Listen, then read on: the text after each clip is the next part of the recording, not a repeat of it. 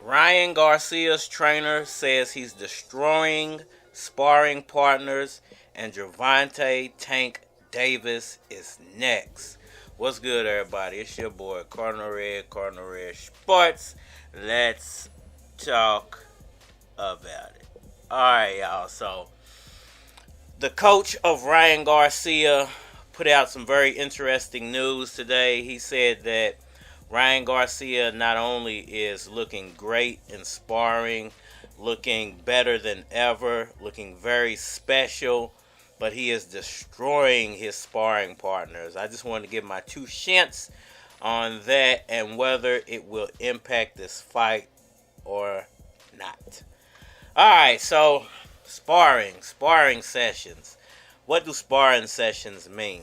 Really, they don't mean a lot. They're just good work trying to get you used to a fighter similar to what you're about to face up with. They really are not meant to be the determining factor of whether you would win the fight or lose the fight, but they are a good measuring stick. But they're only a good measuring stick if the sparring partners that you're facing off with are actually actually the same caliber of opponent that you're about to actually fight. So if you're fighting low-level sparring partners and you're beating them up, you're destroying them, it really don't mean nothing. There's always a test and a challenge to see how I'm going to react to that test, to see if I'm ready to move forward or go backwards. If the test is how you react to certain things, to see if you're ready to evolve. But if you're fighting, like ranked guys that might be preparing for their next fight, and they're using you similarly to the way that you're using them, it's a good competition, and it could give you a glimpse into the future of what's about to happen. Now, no names were really released within the article I read, and that lets me know perhaps they are not the best caliber sparring partners, but I can't say for sure whether they're good or bad sparring partners. But do I think that that's going to matter in this fight? It's halftime and we're down. You know what you got to do. We're down by 78 points.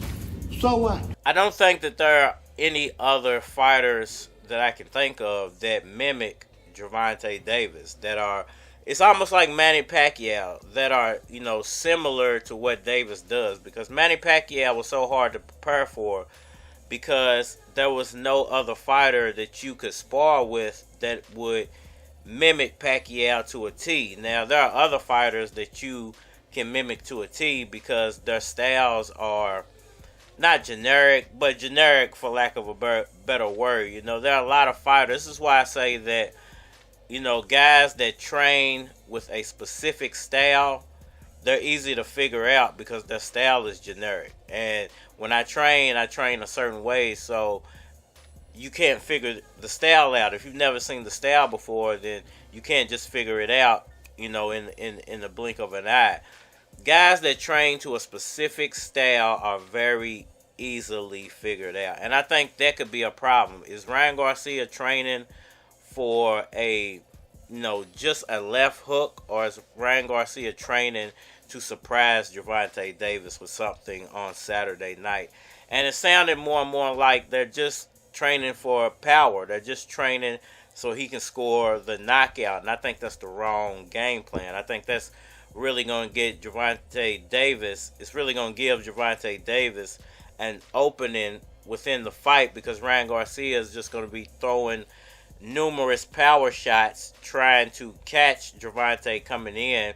And Gervonta is a very, very, very poised, very, very calm fighter. He doesn't go in guns blazing. Now, when he does fire his shots, best believe they right on target. So he's very precise and very on point with everything he does. So Ryan Garcia needs to have a very unpredictable style, like Manny Pacquiao. It was so unpredictable. You didn't know if he was going to try to box you, if he was going to try to come at you with all his speed and footwork and hand speed and power.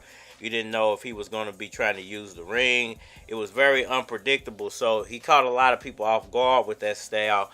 And I think that that's what beats Gervonta Davis. I'm going to be quiet and you be quiet. If you can throw his poise and his timing and his ring generalship off by keeping him off balance and keeping him thinking the whole fight, then you got a better shot of beating him. But if you're going into the fight thinking you're just solely going to knock him out, you've already went in with the wrong game plan. And I've said this in the past as well. Perhaps Gervonta Davis is preparing for a specific game plan, just the left hand, and Ryan Garcia and his team are pushing that agenda like that's all they're going for. But really in the background, they're preparing to box and use the ring on Gervonta and not really go with the speed power.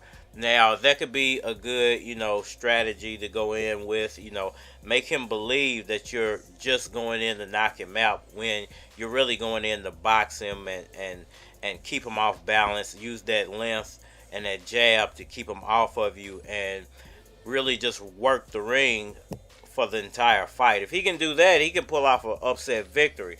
But if he's going to go in with that, I'm going to Mike Tyson knock you out type of style, I think he's already lost the fight. And I think if they're saying that he's destroying sparring partners with, power and speed, then I think that they're going with the wrong game plan. It's just my opinion, but I think that that's the wrong game plan. And it's going to be easy for a guy like Gervonta Davis to just wait that out, wait for his opening.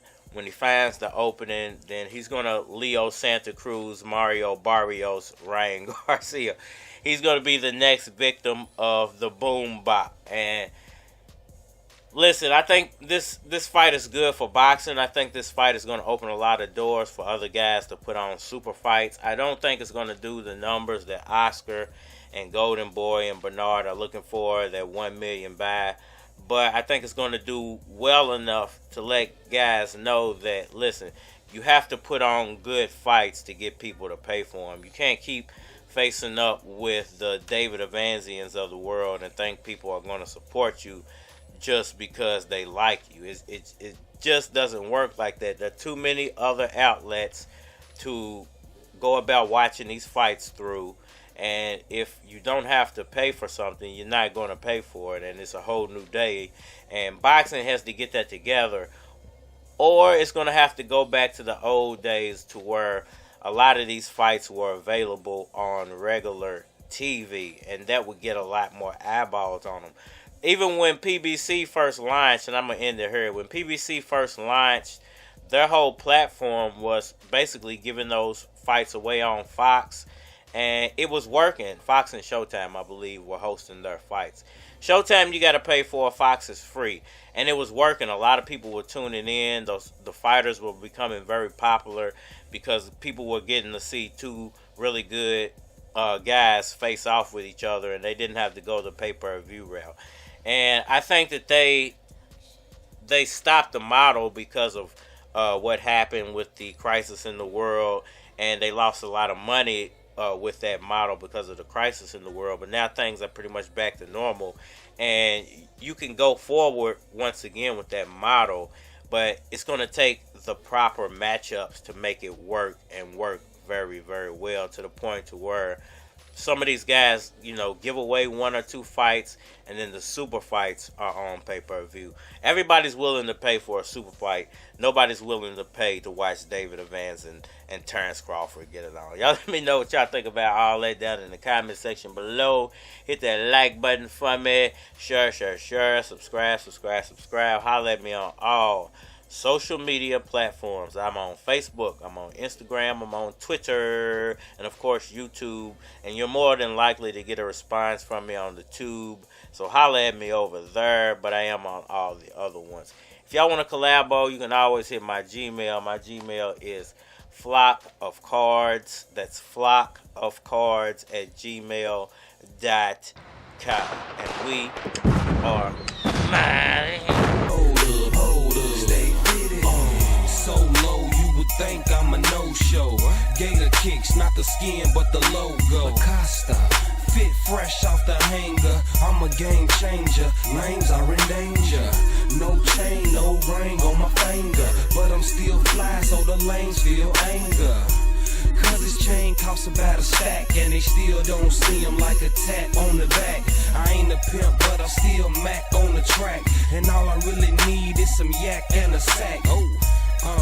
That way I stay in it. It's your boy Louis Keys, and I stay fitted. Well, you can bet $1 million, you ain't got it like me. You can bet $1 million, you ain't got it like me. I'm looking like $1 million, nice kicks, nice feet. I'm looking like $1 million, nice kicks, nice feet. Hold up, stay fitted. Hold up, stay fitted. Hold up, hold up, hold up, stay fitted. Hold up, stay fitted. Hold up, stay fitted. Hold up, hold up, hold up, stay fitted. You can bet $1 million, you ain't got it like me.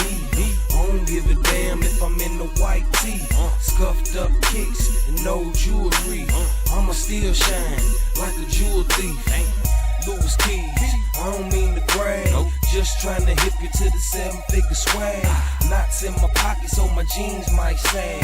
Club to the mall, pop bottles, pop tags. Well, you can bet $1 million, you ain't got it like me. You can bet $1 million, you ain't got it like me. I'm looking like $1 million, nice kicks, nice feet. I'm looking like $1 million, nice kicks, nice feet. Hold